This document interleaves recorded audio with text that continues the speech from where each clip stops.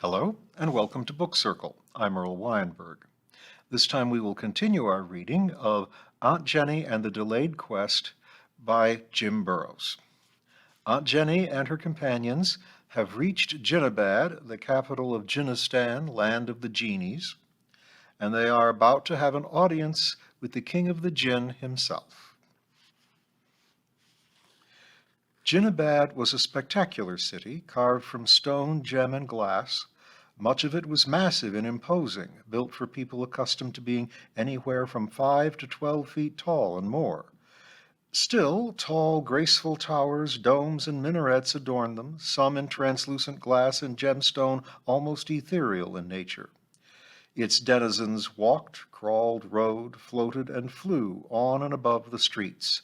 Banners, flags, and pennants fluttered from towers and turrets.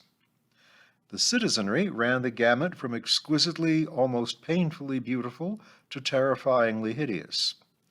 Some were clothed in multitudinous layers of robes and veils, others in barbarically splendid armor, still others in wisps of silken veils, or even just a wisp.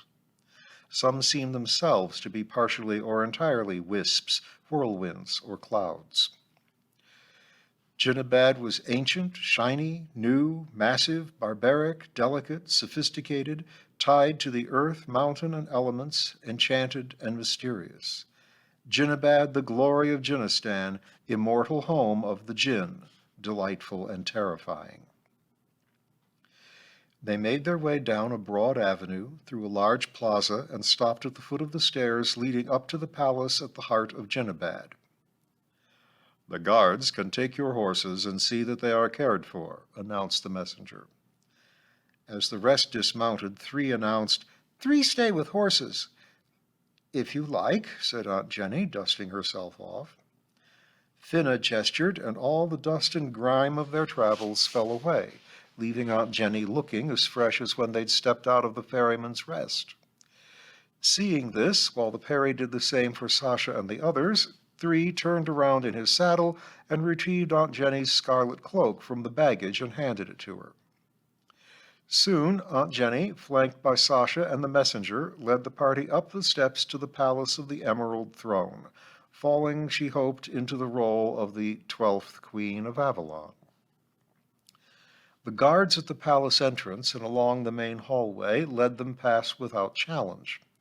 When they arrived at the throne room door, they were greeted by a tall, slender genie with snow-white hair and beard, dressed in elaborately embroidered green robes.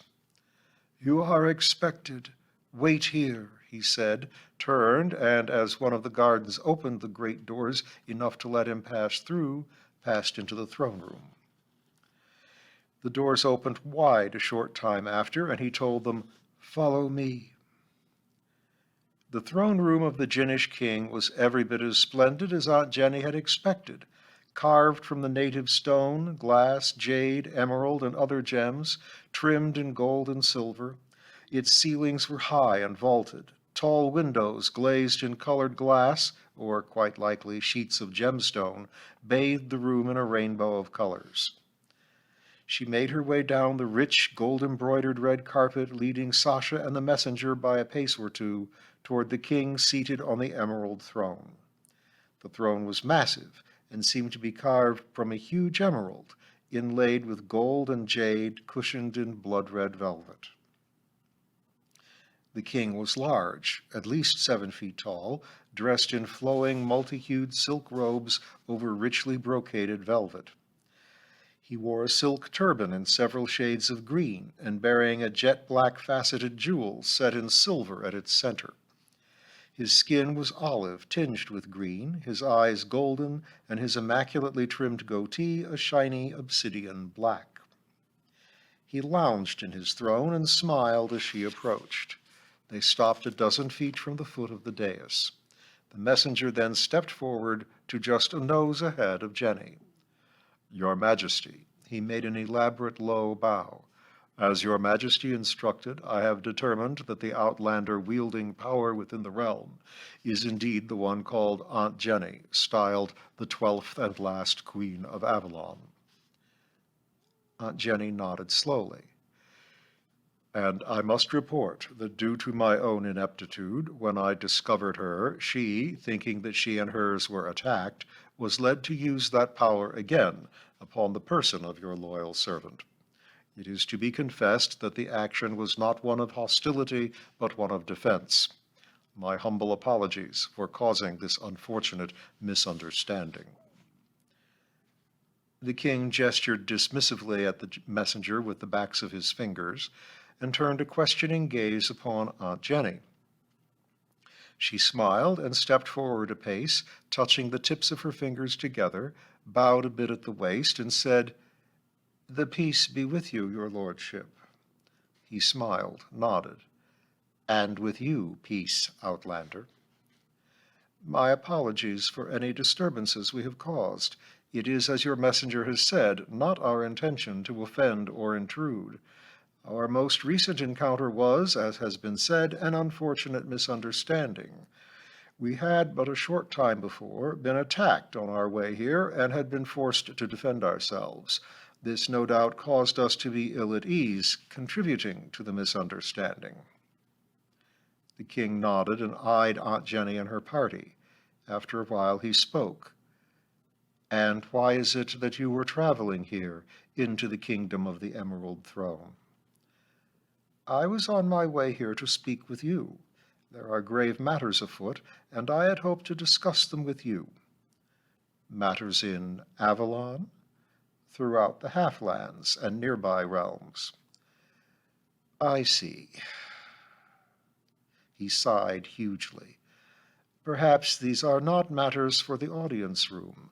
I grant you a private audience." He waved his hand casually, and mists enveloped Aunt Jenny. They cleared a moment or two later, and she found herself in a chamber that was obviously high atop some tower. It was round and open all about. Diaphanous curtains hung between the columns supporting the gemstone dome overhead. Where the curtains were drawn back, she could see balconies and the sky or mountains beyond. Her head swam from however they had traveled here.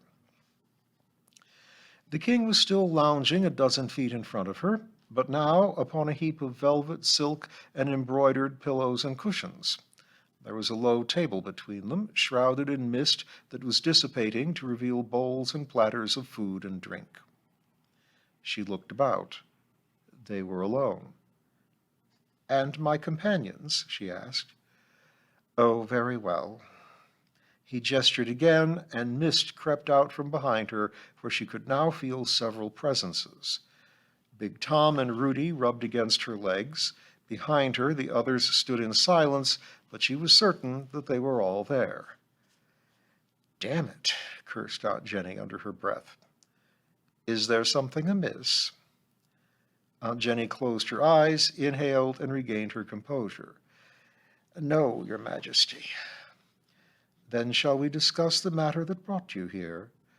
"Of course. I've come to—" She stopped, took another breath. "No, I'm sorry. I meant yes. There is something amiss." The king cocked his head and plucked a bunch of grapes from a nearby bowl. "And that is?" he asked.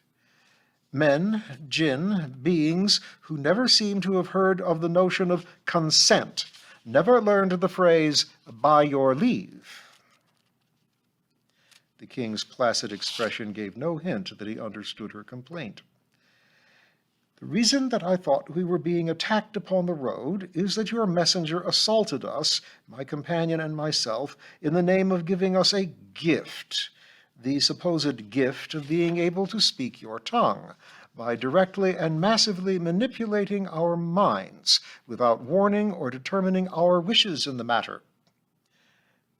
"It is a very complicated language, not easily learned by humans. It is much easier and more sure to just impart it." "Fine. That may be true, and there may be no damage in having it imparted directly. That doesn't change the fact that it is our decision whether we want to accept such a gift. Thrusting it upon us without our consent is an act of force and violence, one that I am not prepared to accept quietly. Likewise, being popped torn from one place to another without warning or consent is no more acceptable than being tossed over someone's shoulder and carried away against one's will." "I see. And is that why you saw fit to impose a geas upon my own messenger in my own realm, to usurp my authority?" "Geas? 'Twas what caused my royal guard to go to the aid of my messenger. Someone had laid an unauthorized compulsion upon a member of our court, a clearly hostile act."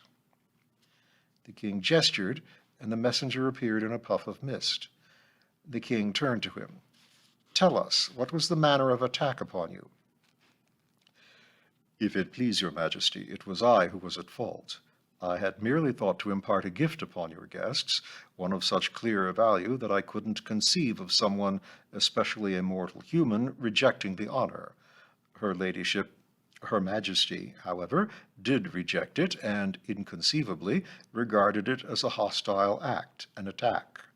She compelled me to stop, to apologize to her companion, and to never impose my will on either of them without consent. When the guards came, she likewise compelled them to stop and depart." "All within my realm? Compelled my subjects against their will and mine?" "Yes, your majesty," responded the messenger. "All in self-defense as she saw it, your majesty." "And your views on her intentions? Has she compelled those?" "No, your majesty, not so far as I am aware. Rather, it was the vehemence of her response and its unusual nature, doing so within your realm, that convinced me of the sincerity of her beliefs. She was, I believe, genuinely offended by what she saw as an attack. She did not stop to consider her actions, merely acted to protect herself and her people."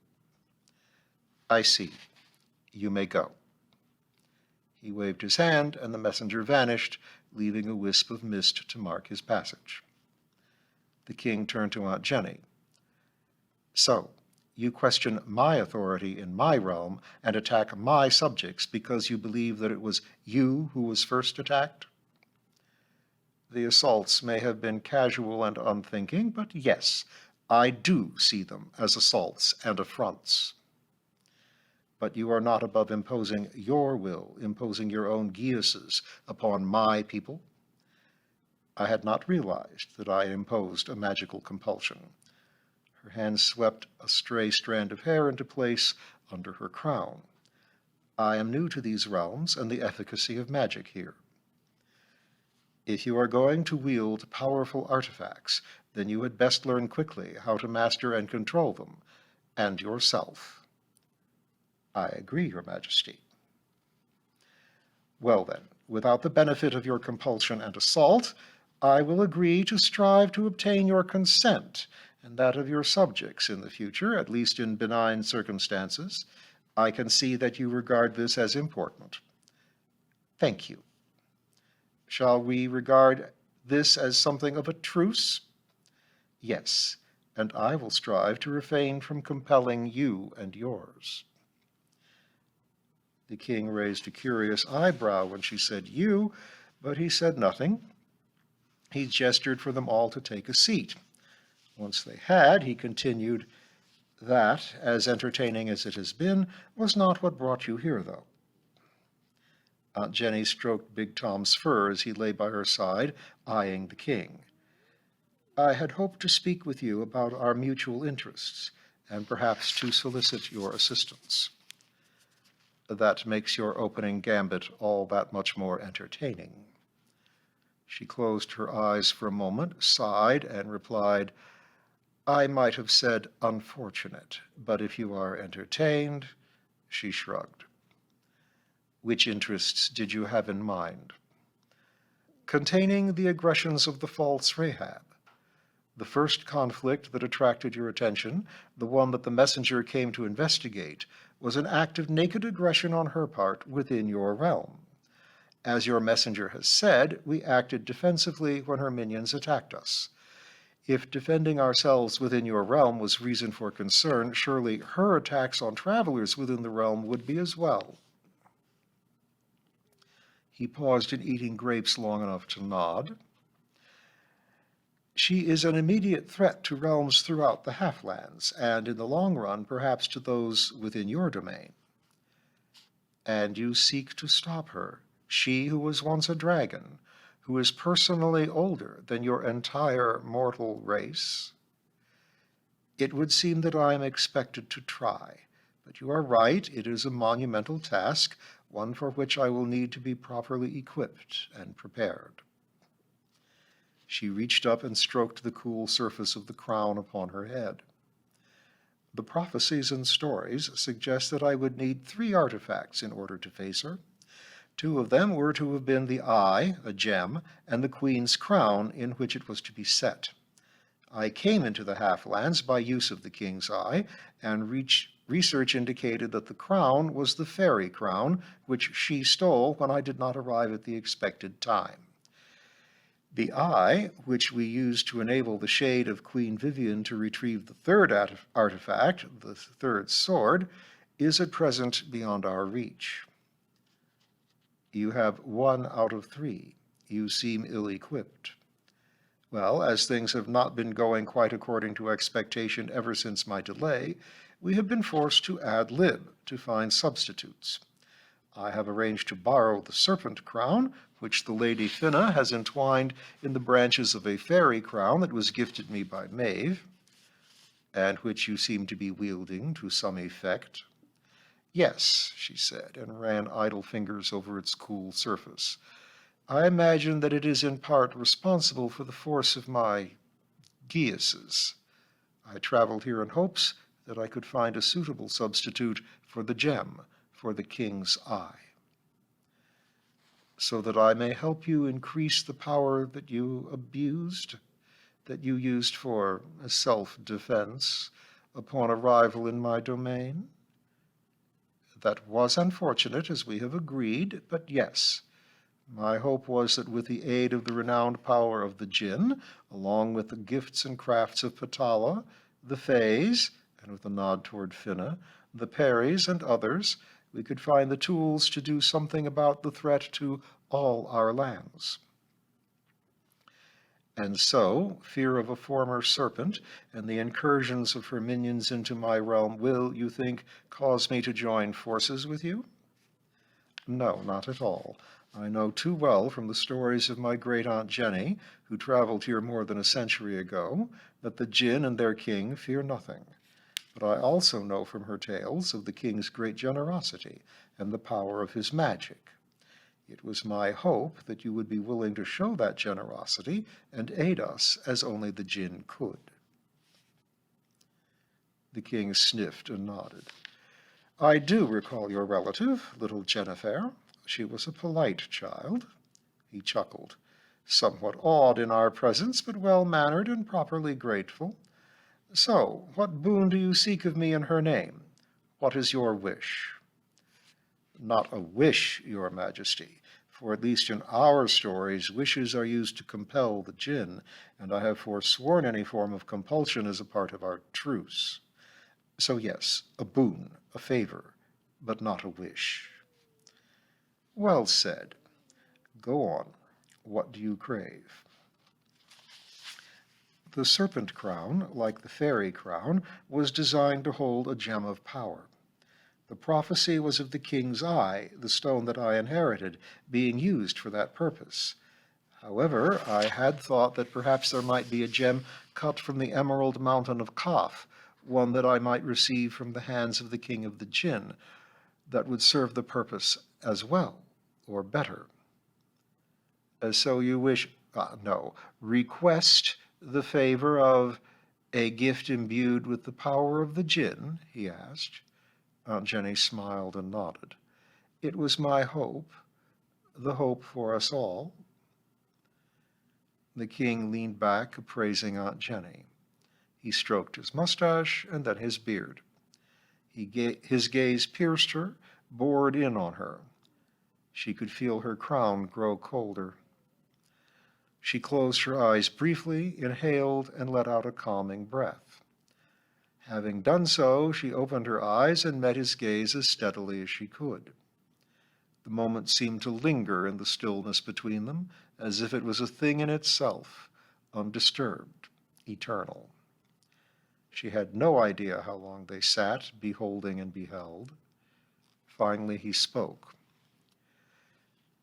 The Djinn do not involve ourselves in the doings of lesser beings, but it is true the recent hostile actions taken within our realm lack balance. So perhaps it is appropriate to give you aid to restore balance. The king gestured, and once again the messenger appeared in a puff of mist. My guests, he instructed the messenger, are to be granted access to the heart of Kaf. Majesty, replied the startled messenger, see that they are given a scale. They may take no more in gemstone than... He paused to look around. His eyes settled on a lamp, and next to it a sealed flask of oil. He tossed the oil to Sasha. The weight of this flask of oil. He looked questioningly at Aunt Jenny. If you are done? She nodded, and he continued, you are all dismissed. He flicked his fingers casually, and they found themselves elsewhere, in some sort of antechamber, with mist settling down around their feet. Right here, said the messenger, and gathering the remaining mist around him, he vanished. Sasha smiled. Well, that was closer to a consent. Aunt Jenny chuckled soundlessly. Small steps. After a couple of minutes more, the messenger returned. He handed a modest-sized wooden case to the person closest to hand, Philum. You heard His Majesty's requirements. Take only as much as balances the flask. He turned to Aunt Jenny. You are being allowed into a place where only Djinn may go. You will stay no longer than is absolutely required. Take only what you need and are permitted. When you have it, say that you are done. You understand? Aunt Jenny nodded. Guards, he called, and 3 Djinnish guards appeared. His Majesty is permitting these outlanders into the heart of Kaf. They may collect a fixed weight in gemstone and depart. Nothing more. The guards nodded. Are you ready to be transported? He asked. Aunt Jenny glanced from one to another of her company and inclined her head in consent. Yes, you may take us there. And we will find out what it is like in the heart of Kaf next time.